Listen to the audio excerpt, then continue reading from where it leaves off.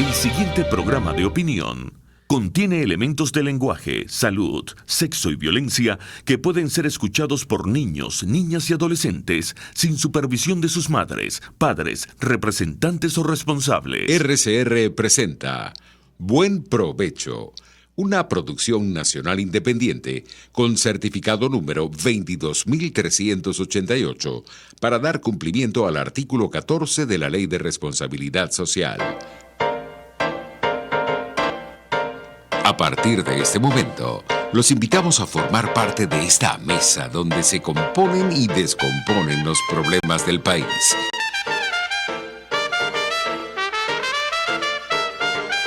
RCR presenta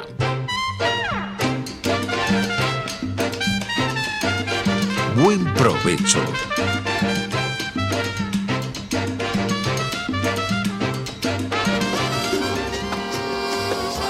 La voz de la diáspora en Buen Provecho con el profesor Tomás Páez. Buenas tardes, querida audiencia global. Nuevamente de regreso a su programa de todos los lunes a las 12 del mediodía, hora Venezuela. Llegamos a través de Radio Caracas Radio, la emisora pionera de la radio en Venezuela, con el programa pionero con la diáspora también a través de la radio desde hace 4 años, cumpliendo este año 4 años de transmisión y de articulación de la diáspora con Venezuela. Todo ello bajo la dirección de la estación a cargo de Jaime Nestares, la gerencia de producción de Wilit Sarcaya, en la producción Carla Sons, en los controles César Arteaga y en la conducción este servidor, quien les habla, Tomás Páez. También nos pueden escuchar y ver a través de YouTube y en nuestra plataforma digital rcr.tv, y en Periscope nos consiguen en RCR 750. Hoy vamos a tener una invitada muy chévere, además con unos proyectos muy lindos. Yo creo que vamos a disfrutar mucho con los proyectos de los que nos va a hablar María Antonieta Díaz. Pero antes de darle la palabra a María Antonieta, decir que el número de solicitudes de asilo sigue creciendo. Estamos hablando de más de 500.000 solicitudes de asilo de venezolanos en todo el mundo. En el caso europeo está moviéndose a razón de 3.700 solicitudes por semana, de las cuales un grueso se concentra en España y de las cuales aproximadamente el 40% está siendo solicitado por ciudadanos venezolanos. Estamos hablando entonces entre el 8 y el 10% de los venezolanos solicitando asilo, solicitando refugio. Luego, a lo largo del programa hablaremos de algunas de las iniciativas y de algunos de los proyectos que están en marcha en Italia, en Portugal, en Alemania, el próximo encuentro en Colonia, etcétera, ¿no? Pero María Antonieta es consultora, además, directora ella nos va a hablar de su grupo de consultoría, lo que trabaja en el mundo de la empresa. Ella es de formación contable con grado y posgrado en el área.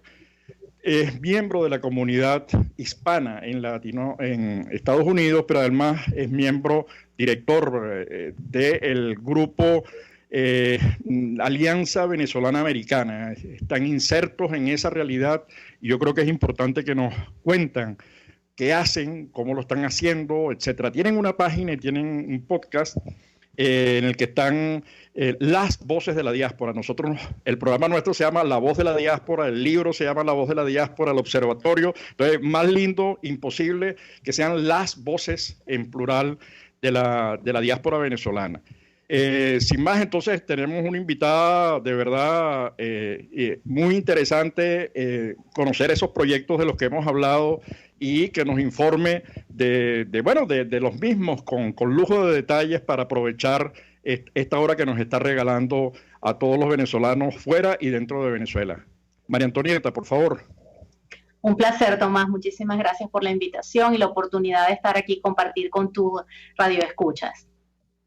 Bueno, échanos el cuento, ¿cómo es esa cosa? ¿En qué proyectos andan? Háblanos de lo que hicieron en Washington con los diputados, háblanos del proyecto del museo, háblanos por favor de las actividades que hacen para la inserción de los venezolanos, háblanos de las iniciativas que ustedes tienen, como tú prefieras ordenarlas, pero por favor, échanos el cuento que va a ser muy útil para todos los que estamos escuchándote. Bueno, yo creo que es importante primero que sepan un poquito sobre mí.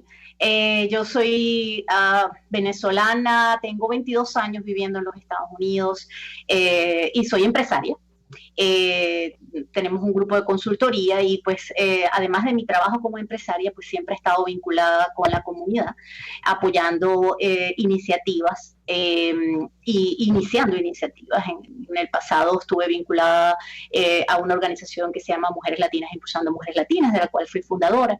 Y más recientemente pues creamos Venezuelan American Alliance, que es la Alianza Venezolana Americana, con la idea de organizar la diáspora en los Estados Unidos, con una finalidad básicamente política. ¿Qué quiere decir con política? Que entendamos la importancia que como diáspora tenemos en los Estados Unidos específicamente, que sabemos que es uno de los aliados más poderosos que tenemos en esta lucha contra el régimen, y cómo nosotros, los venezolanos americanos, podemos apoyar.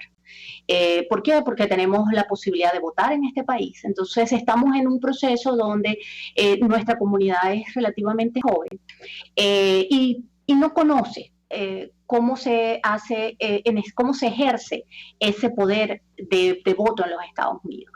Entonces estamos inmersos en una campaña de educación, en una campaña de activación de esa comunidad para que pueda ser más efectiva y apoyar todo el proceso de cambio y la reconstrucción de Venezuela. Así nace Venezuelan American Alliance. María Antonieta, ese argumento es importantísimo, así que tú estás diciendo de cuántos venezolanos hay en Estados Unidos, cuántos hay, por ejemplo, en el estado de Florida, que son un montón. Estoy pensando, por ejemplo, en el poder y la presencia que tiene la migración cubana. De acuerdo a Portela, que ha sido un estudioso del tema, quien vive creo que en Nueva York y trabaja en la Universidad de Columbia, hay aproximadamente 2 millones de personas de origen cubano en Estados Unidos, y han hecho una labor impresionante creando instituciones, creando centros de investigación, una capacidad de lobby frente al Parlamento, etcétera, etcétera. ¿Tú estás viendo algo parecido con el tema de Venezuela? Sí, de hecho, cuando arrancamos a organizar todas las ideas para formar la Alianza Venezolana Americana, uno de los ejemplos que tomamos fue el ejemplo cubano y la participación que los cubanos tienen en la política americana, que es algo que tenemos que emular, digamos, y entender. De hecho, una organización cubano-americana nos apoyó en el inicio y tuvimos una primera reunión, un encuentro donde vino el presidente de la Fundación de Derechos Humanos Cubanos aquí en Florida. Y nos contó un poco la historia de cómo la comunidad cubana ha ido evolucionando y teniendo mayor poder. Entonces, justamente con ese ejemplo, iniciamos el proceso y dijimos, bueno, tenemos que tener mayor participación. Tiene una de las cosas importantes para nuestra comunidad, y que la comunidad cubana también lo ha hecho, es que entendamos que cuando hablamos de una realidad de un país como Venezuela, de una causa como la venezolana, necesitamos apoyo bipartidista. Y esa es una de las cosas que nosotros trabajamos. Nuestra organización no es ni republicana ni demócrata, no es de ninguno de los dos partidos, es bipartidista. ¿Por qué? Porque realmente nuestra causa es Venezuela. Y teniendo una causa mayor como Venezuela, necesitamos el apoyo de todo el conglomerado y tenemos que poder manejarnos entendiendo la necesidad del apoyo bipartidista, que es una de las pocas causas en los Estados Unidos que ha logrado un apoyo incondicional de los dos partidos. Entonces es algo que tenemos que aprovechar y que esforzarnos por fortalecer, porque es lo que nos va a permitir tener permanencia en el tiempo, porque tenemos que entender que además esta lucha no se termina el día que salgamos del régimen. El día que salgamos del régimen pasamos a una etapa que también va a ser muy dura, que es la reconstrucción del país, y que también para eso necesitamos el apoyo de los Estados Unidos. Entonces, pensando a largo plazo y en forma estratégica, es imprescindible que la diáspora en los Estados Unidos entienda la necesidad y lo imprescindible que es que esta lucha la hagamos estratégicamente y en forma bipartidista. Bueno, de eso vamos a seguir hablando porque has anotado dos cosas. Has anotado el tema de cómo ejercer presión y convencer a todo el mundo, no solamente a los miembros o militantes de un solo partido, sino a toda la sociedad norteamericana, la difícil situación, de la tragedia humana que ha creado el socialismo del siglo XXI en Venezuela, y por otro lado, cómo luego de recuperar la democracia y la dignidad, cómo empezar el proceso de reconstrucción. Y eso es un reto enorme, pero de eso vas a hablar, no vas a hablar un poco más en la siguiente sección, cuando regresemos de publicidad. Pronto ya entonces de regreso con María Antonieta, perdón. Usted escucha Buen Provecho por rcr.tv, la radio que se ve. Sintonícenos a través de Periscope, @RCR750, la radio que se ve. Benjamin Franklin, político, científico e inventor estadounidense. El amor a la libertad hace al ser humano indomable y a las naciones invencibles.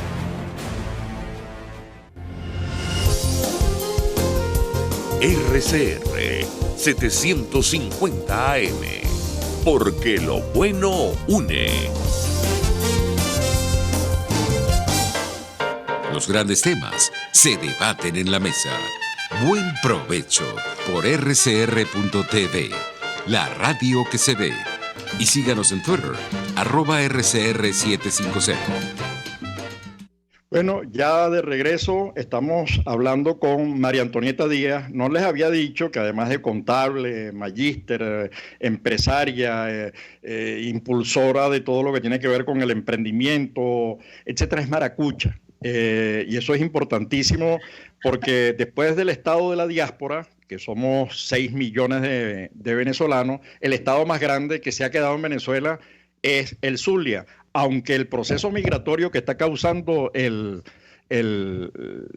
terrible situación del sector eléctrico está promoviendo migración interna, entonces está expulsando a los maracuchos de su tierra porque, bueno, al no haber electricidad no hay aire acondicionado, y Maracaibo sin aire acondicionado es una condición relativamente difícil. Entonces tenemos a María Antonieta Díaz, que quedó en hablarnos de varias cosas, lo que han hecho en el plano político uniendo a los dos partidos y algunas de las ideas, unas iniciativas por ahí sabrosas que estaba planteando para no olvidar lo que ocurrió en Venezuela.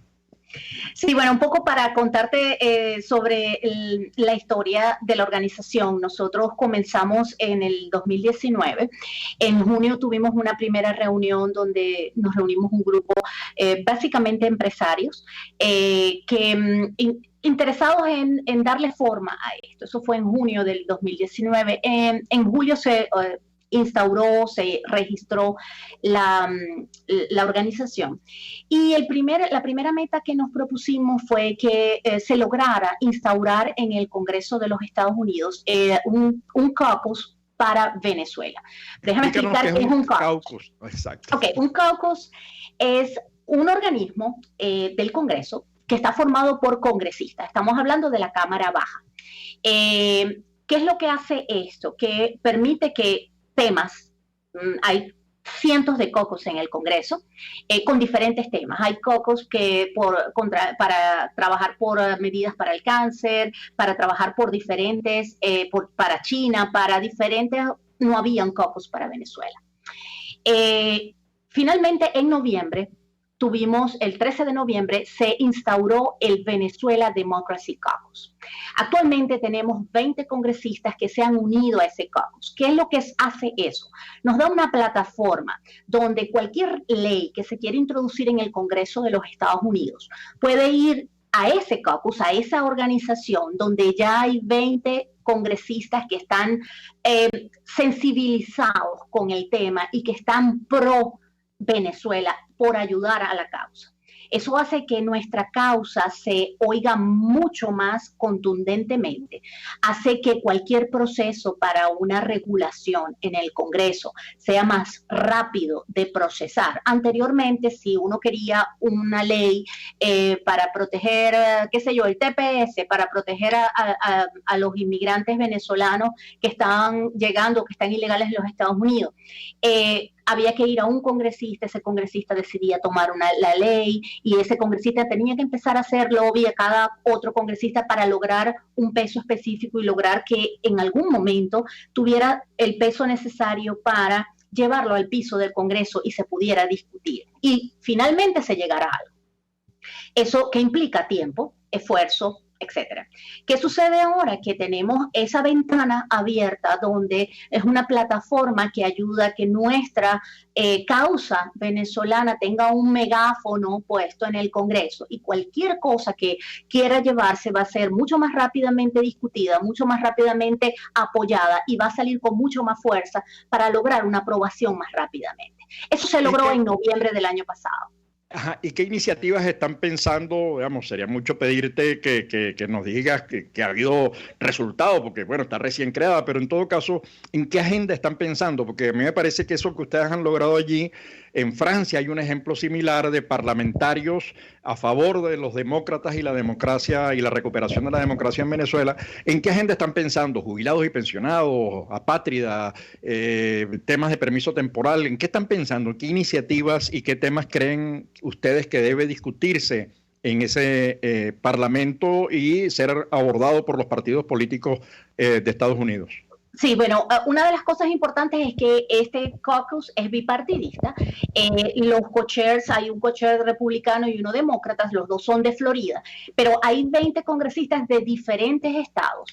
Eso es importante también porque si bien es cierto que la diáspora venezolana en los Estados Unidos tiene una fuerza y una presencia muy contundente en Florida, también tenemos presencia contundente en Texas y en Nueva York, que son las 3 áreas donde hay mayor concentración de venezolanos.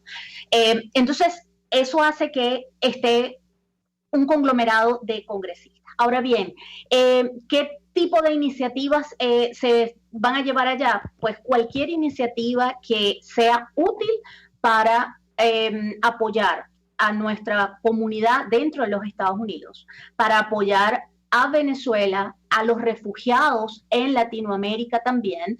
De todas esas iniciativas, por ejemplo, se llegan las asignaciones que el USAID hace para fortalecer y apoyar la diáspora o los países que están recibiendo la diáspora en Latinoamérica. En fin, hay montones de iniciativas que a través de eso pueden llegar, pueden hacerse y pueden fortalecerse otras iniciativas.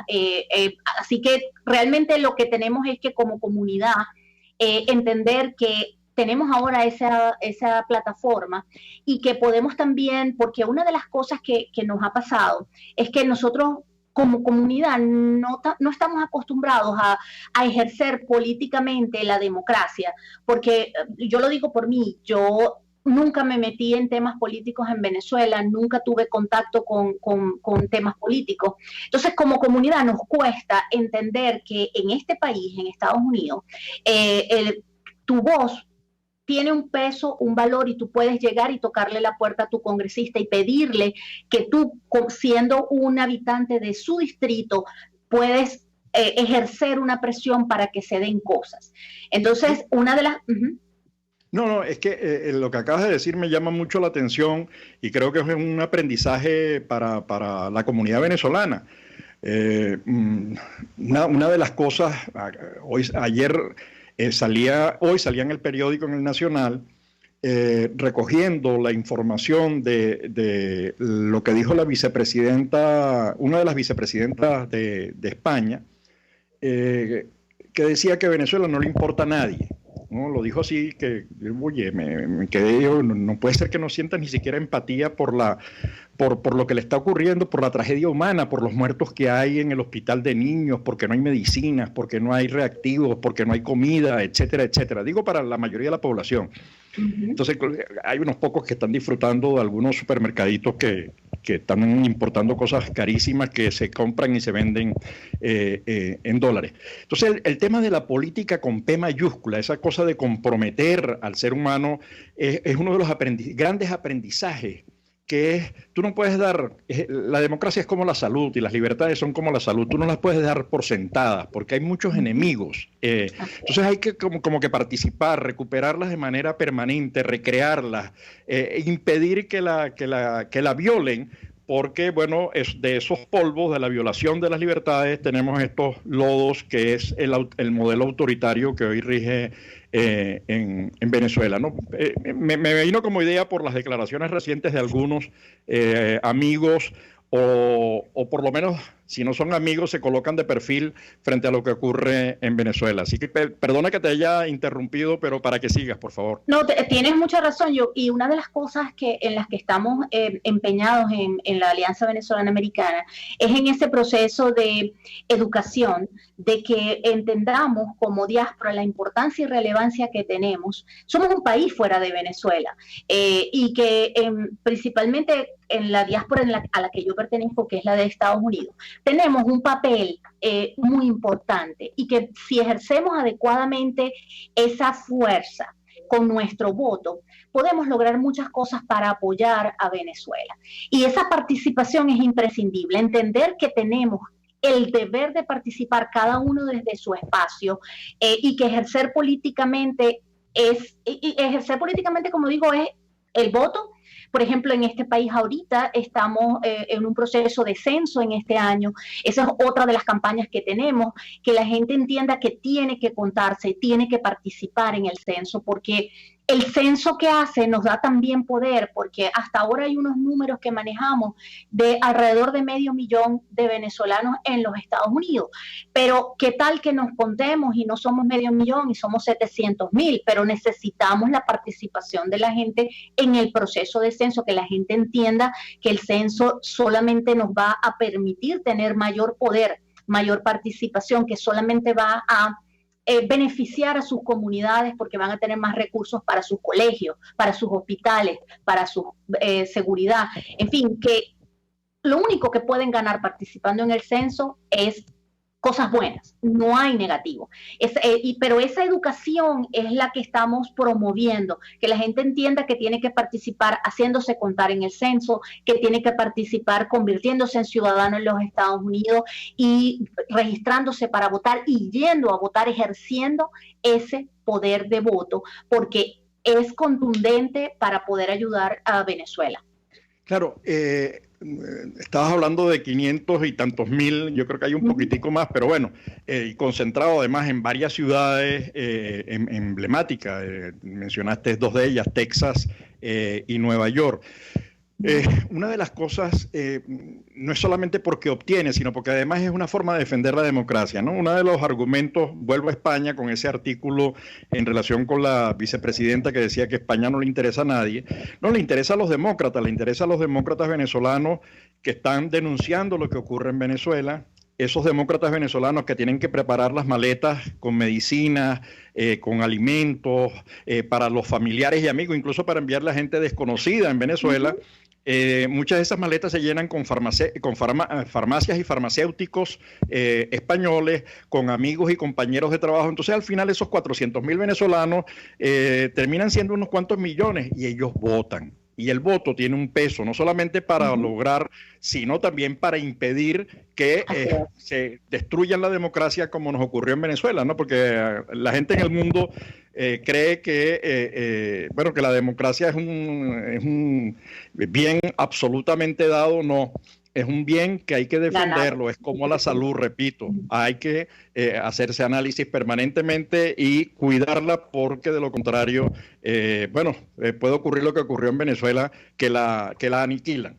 Entonces, ese argumento del voto y del caucus yo creo que queda lo suficientemente claro, pero hay otras iniciativas que ustedes tienen por allí que me gustaría tocarlas porque son muy importantes, creo que son muy importantes. Sí. Como parte de nuestro programa de educación, en diciembre lanzamos Voces de Nuestra Diáspora, que es un podcast donde estamos entrevistando a la diáspora que está haciendo desde su espacio y aportando a Venezuela. Hay iniciativas espectaculares. Una de las cosas en las que estamos empeñados es en que hablemos en positivo, hablemos de lo que se está haciendo y no que nos quejemos de que no avanzamos, porque sí hay mucho avance. Hay muchas cosas que la sociedad civil está ejerciendo, aportando, enviando medicinas. Hay redes de organizaciones sin fines de lucro trabajando para ayudar a la emergencia humanitaria y haciendo un trabajo espectacular en diferentes ámbitos. En la agricultura, nosotros hemos entrevistado gente que está haciendo cosas increíbles en Venezuela en la agricultura, sembrando en Venezuela gracias a que hay una organización sin fines de lucro en los Estados Unidos enviándole la semilla. Entonces, todas esas iniciativas es importante que no solamente critiquemos y oigamos cosas negativas, sino que también hablemos de lo que la diáspora está aportando, que es mucho, y que tiene que seguir, y que también eso nos sirva de espejo para entender que también los demás que no están haciendo tan activos pueden activarse y pueden apoyar esas iniciativas.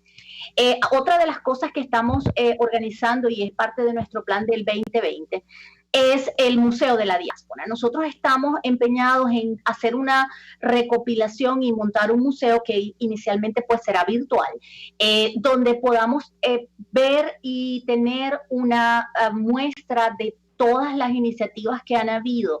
Hay hay fotografía, hay unos documentales espectaculares, digamos, hay un montón de material, porque es muy importante que lo organicemos de manera tal, algo así como lo hicieron los judíos con el Holocausto. Este es nuestro Holocausto. Tenemos que entender que esto pasó, nos está pasando, lo que éramos, en qué nos convertimos y por qué tenemos que luchar por lograr recuperar a Venezuela y reconstruirla. Pero además que no se nos olvide, que las generaciones que vienen y las que a lo mejor no conocen la Venezuela que hubo, entiendan que esto no es normal, que no, y para que no nos vuelva a pasar, porque eso no podemos dejar por sentado de que el hecho de que salgamos del régimen mañana o el mes que viene no quiere decir que no tengamos el acecho de que vuelvan o que intenten volver. Entonces es muy importante que no se nos olvide lo que hemos vivido y eso es lo que queremos hacer con el Museo de la Diáspora, que sea un legado histórico donde haya una recopilación de todo esto que nos ha pasado en el tema humanitario, de salud, de lo que pasó con la industria petrolera, en fin, hay tantos tópicos relevantes de lo que ha sido esta tragedia de 21 años que queremos recopilarlo y estamos planeando el lanzamiento para julio de este año y hacerlo en el Congreso de Estados Unidos. Oye, pero eso suena, esa última, yo quisiera dedicarle un poquitico más, pero quisiera retornar, porque después nos vamos a concentrar en esta del museo que me parece maravilloso por varias razones, pero quisiera escuchar, quisiera concentrarnos en esta primera fase, en el tema de escuchar a la diáspora, eso que tú dices, las voces, ¿no? Yo creo que una de las cosas que debe hacer la política, que tiene que transformarse en Venezuela, la política con P mayúscula y la política de los partidos, es comenzar a escuchar a los actores, digamos, a las organizaciones que trabajan con las uñas. Yo que he estado en contacto con todas las organizaciones y que han pasado por este programa desde hace 4 años, todas esas organizaciones de Australia, de Nueva Zelanda, de Europa, de Canadá, de Latinoamérica, el trabajo que hacen es una cosa impresionante. Además trabajan con las uñas, trabajan con sus propios recursos. Ver en las reuniones a las que asiste gente que se queda en casa de no sé quién para reducir costos, para poder cada quien prepara el sandwichito y lleva los refrescos para la reunión y consiguen el espacio. Es una cosa impresionante el trabajo que hace la diáspora, que de alguna manera están fraguando lo que debe ser la estrategia de la política con y hacia la diáspora. Y ya con el ejemplo que pusiste, pensé en un encuentro que hubo hace 2 o 3 años en Boston, en el que yo participé, pero ya venía, son esos muchachos, esos jóvenes que están haciendo un trabajo hermoso Plan País, que lleva 10 años, no es tontería, ¿no? Estamos hablando del Plan País de los muchachos. Ese Plan País de los muchachos... Ajá, una iniciativa espectacular. Claro, entonces es ver a 300 jóvenes pensando en Venezuela, discutiendo, analizando los datos, preocupados. Tú dices, oye, de verdad que cuando tú ves eso, dice Venezuela tiene futuro, ¿no? Porque ves a una gente comprometida que se le dedica horas, en vez de estar rumbeando, están buscando opciones. Eso que tuvo el ejemplo que acabas de señalar con el tema de la semilla, pero lo tenemos con el ejemplo de la gente que está pensando el tema del arco minero, o los grupos que están en Miami también discutiendo, y en Texas y también en México discutiendo qué hacer con la recuperación de PDVSA, porque vamos a recibir a PDVSA destruida, y no solamente destruida económicamente, no es que produce, es que además está generando contaminación. Tú que eres maracucha de origen, sabes que el lago de Maracaibo es una especie de un mar con fideos, creo que no es una imagen mía, es de uno de los petroleros, no recuerdo de quién, pero de fideos que están rompiendo por distintos puntos y creando contaminación. Entonces el esfuerzo que hay, no solamente para recuperar la industria, sino la industria destruida por lo que vamos a conseguir es una cosa horrible, vamos a necesitar una inversión enorme. Pero cuando regresemos me gustaría que tocáramos ese tema y luego el del museo, porque el del museo creo que abre una enorme línea de trabajo. Así que lo hacemos al regresar. María Antonieta, por favor. Claro. Usted escucha Buen Provecho por rcr.tv, la radio que se ve. Puede seguirnos en nuestras redes sociales, en Twitter, @RCR750, la radio que se ve. Si quieres disfrutar de la exquisita gastronomía nacional o internacional, acércate a Bueno Restaurant y date un gustazo. Bueno Restaurant es el más visitado por los comensales de Caracas, interior y exterior de Venezuela. Disfruta de la buena mesa en la 6ª Avenida de Altamira entre 3ª y 5ª Transversal. Bueno Restaurant, deleita tu paladar. RCR 750 AM, porque lo bueno une. Los grandes temas se debaten en la mesa. Buen Provecho por rcr.tv, la radio que se ve. Y síganos en Twitter, @RCR750. Bueno, de regreso ya con María Antonieta Díaz, maracucha, contable, empresaria, directora de la Alianza Venezolano-Americana o Americano-Venezolana, como se prefiera. Habíamos dejado 2 temitas. Uno, esa cosa de escuchar y el trabajo que están realizando para la reconstrucción del país. Y la otra, el tema del museo. Quiero detenerme ahí dos minuticos nada más, porque en la literatura latinoamericana, el responsable del éxodo, de las migraciones, es una cosa que llaman el neoliberalismo, ¿no? Sin definirlo exactamente, porque al final el liberalismo es contrato, y si el liberalismo es lo que llaman el consenso de Washington, eso es así como hacer las cosas en un sentido común. Usted no puede gastar más de lo que ingresa, digamos, esas cosas más o menos sanas, ¿no?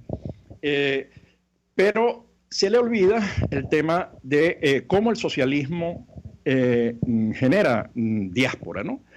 Es una materia pendiente. Entonces uno se pone a analizar las confrontaciones promovidas por grupos vinculados a partidos comunistas o a partidos maoístas, como en el caso de Perú, Sendero Luminoso y Tupac Amaru, o en el caso de Colombia, 5 o 6 décadas de confrontación, primero con la FARC y el ELN y luego toda esa cosa mezclada con los grupos paramilitares, la droga, etcétera. Pero después ves lo que es Salvador, lo que ves Nicaragua y ahora Venezuela y antes Cuba. Entonces dice, bueno, ¿quiénes han sido los verdaderos promotores de las grandes diásporas en Latinoamérica? Además de los golpes de Estado de Pinochet, Videla, Stroessner, Somoza, Trujillo, además de ellos están los grandes movimientos que hicieron, bueno, en Venezuela se acabó pronto, pero generaron desplazamientos internos, mucha gente murió en el camino, solo en Colombia hay como 6 millones de desplazados producto de la confrontación bélica que iniciaron quienes intentaron imponer el socialismo. Lo de Venezuela es otra cosa y Cuba tiene el 20% de su población fuera, de acuerdo a este geógrafo cubano Armando Portela, creo que se llama.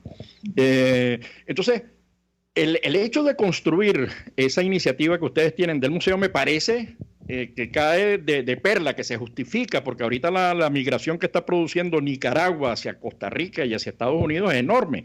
Igual la que está produciendo Venezuela, que es tan grande, en este momento ya supera a la de Siria. Entonces, bueno, explícanos cómo es esa cosa del museo, en qué están pensando con más detalle. Bueno, mira, la idea surge porque en nuestra visita a Washington, digamos, en ese intercambio, habían algunos judíos que están apoyándonos desde el punto de vista del lobby en los Estados Unidos, en el Congreso. Y ellos nos comentaban que lo que nos estaba pasando y las cosas y las historias que ellos escuchaban les sonaban tan parecidos a lo que para ellos es el Holocausto, que nosotros, ¿por qué no pensábamos en montar un museo?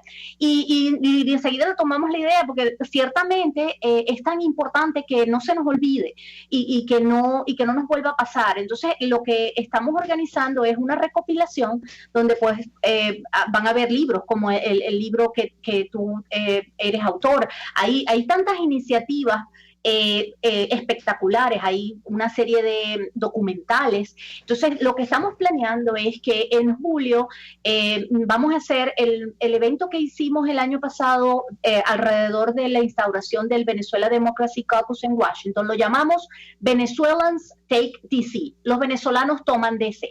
Entonces, Venezuelans Take DC para el 2020, estamos planeando hacerlo la semana del 5 de julio.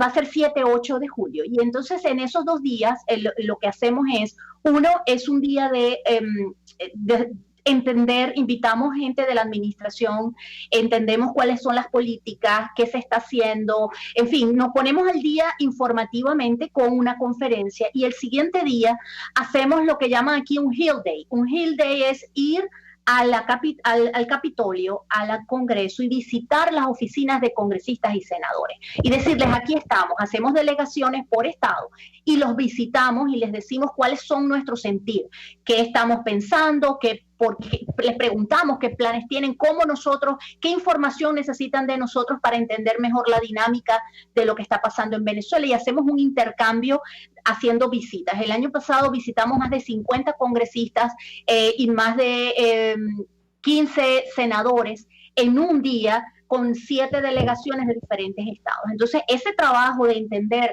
que tú puedes ir y tocar puertas y hablar con el congresista y explicarle es lo que queremos que los líderes de la comunidad, de la diáspora venezolana en los Estados Unidos entiendan que es factible y nosotros ayudarlos a canalizar, porque eso indudablemente una de las cosas que ha hecho la diáspora, el estar afuera, es hacernos entender y ver otro mundo, otra manera de hacer las cosas.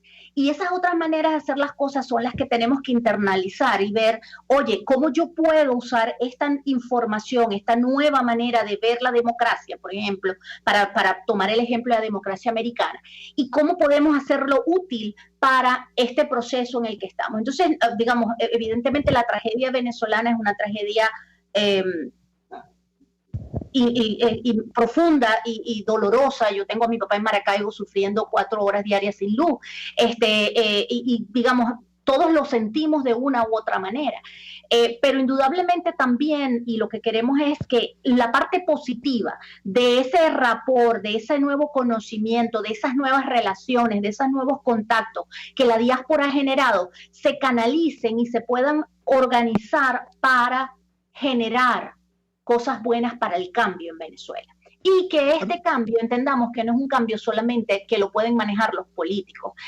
El problema es tan profundo y lo que vamos a conseguir en Venezuela es tan gigantesco, que uno de mis temores y lo que hemos discutido en la organización es que cambiemos el gobierno, logremos que finalmente tengamos un gobierno democrático y dure 2, 3 años y aparezcan de nuevo de vuelta los chavistas y se vuelvan ha pasado en Argentina, ha pasado en Nicaragua, o sea, ¿cómo hacemos para que no se nos olvide? Entonces, una de las iniciativas que queremos que puede aportar un granito de arena en eso es el Museo de la Diáspora, donde nosotros podamos hacer ese legado de esa recopilación y que lo podamos tener de una manera tal de que pueda ser históricamente utilizado y que pueda ser difundido y que nos ayude a que todos dentro de Venezuela y fuera podamos ver y entender en manera organizada lo que nos ha pasado, por qué nos ha pasado y cómo hacer para que esto no se repita, porque es parte de lo que necesitamos trabajar.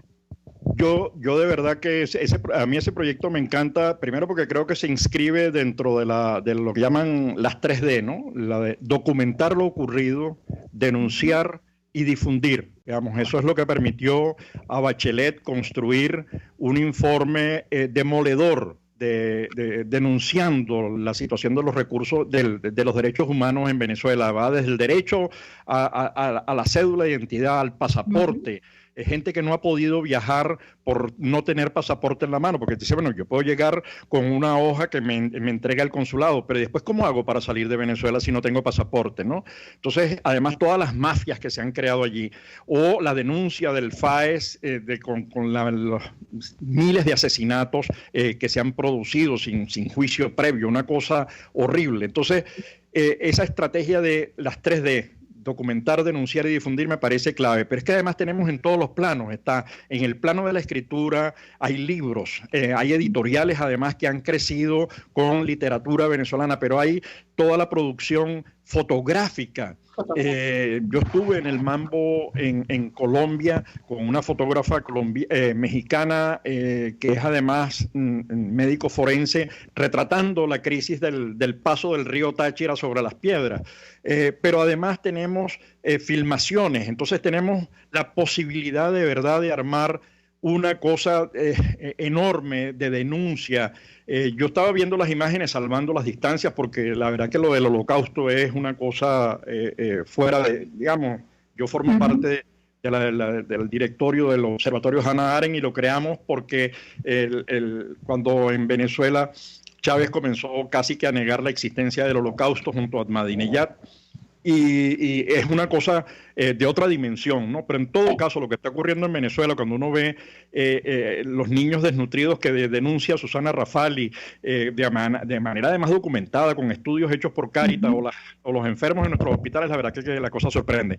Pero vamos a corte para la actividad comercial y regresamos en segundos para continuar y cerrar el programa, María Antonieta. Análisis, opinión, entretenimiento y mucho más. Escucha Buen Provecho por rcr.tv, la radio que se ve. Puedes seguirnos en nuestras redes sociales. En Twitter, @RCR750, la radio que se ve. En Small Shop queremos que te sientas feliz y a gusto a la hora de hacer tus recetas favoritas. En Small Shop lo tenemos todo: coberturas de chocolate, lluvia de colores, margarina, neva azúcar, harina, cacao, azúcar y mucho más. Small Shop tiene para ti cortadores de tortas, torteras desmontables, bomboneras, bases giratorias y todo lo que un repostero necesita en tiempos modernos. Además podrás conseguir las chucherías importadas más ricas. Es Small Shop. Te esperamos en Chacao, en la avenida Cecilio Acosta. Small Shop, la casa perfecta de la repostería, con envíos a nivel nacional. Síguenos en Instagram en @smallshopca. Les habla Claudia Macero y los espero todos los jueves a la 1 de la tarde en Contigo Liberalmente, un espacio cultural, dinámico e irreverente para escucharnos y debatir ideas junto a jóvenes que creen y defienden la libertad. Contigo Liberalmente, todos los jueves a la 1 de la tarde por rcr.tv, la radio que se ve. Los grandes temas se debaten en la mesa. Buen provecho por rcr.tv, la radio que se ve.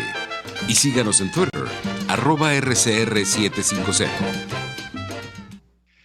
Ya de regreso con María Antonieta Díaz, a quien agradecemos, dedicarnos este espacio, bendecido por la Virgen de la Chinita, porque ya es maracucha.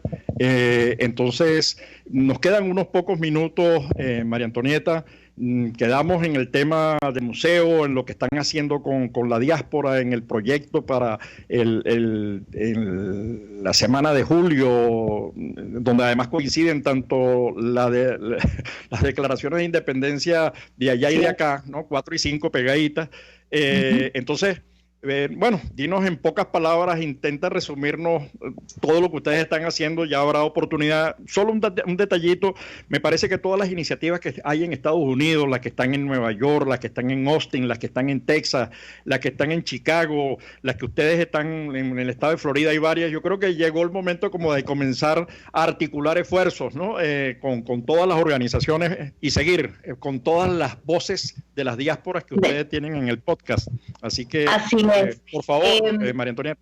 Sí, bueno, cuando lo que hicimos en noviembre del año pasado, fueron a Washington 120 líderes de 15 estados, de diferentes organizaciones, y la idea es esa, que podamos trabajar en conjunto para entender la importancia de ejercer políticamente en los Estados Unidos. Y otra de las cosas que, además del museo, que nos ayuda a organizar la información para denunciar y que no se repita. También estamos trabajando en el tema educativo, porque queremos hacer un incubador de líderes, así como ha hecho la comunidad cubana, que tiene senadores, que tiene congresistas. También los venezolanos podemos tener senadores y congresistas.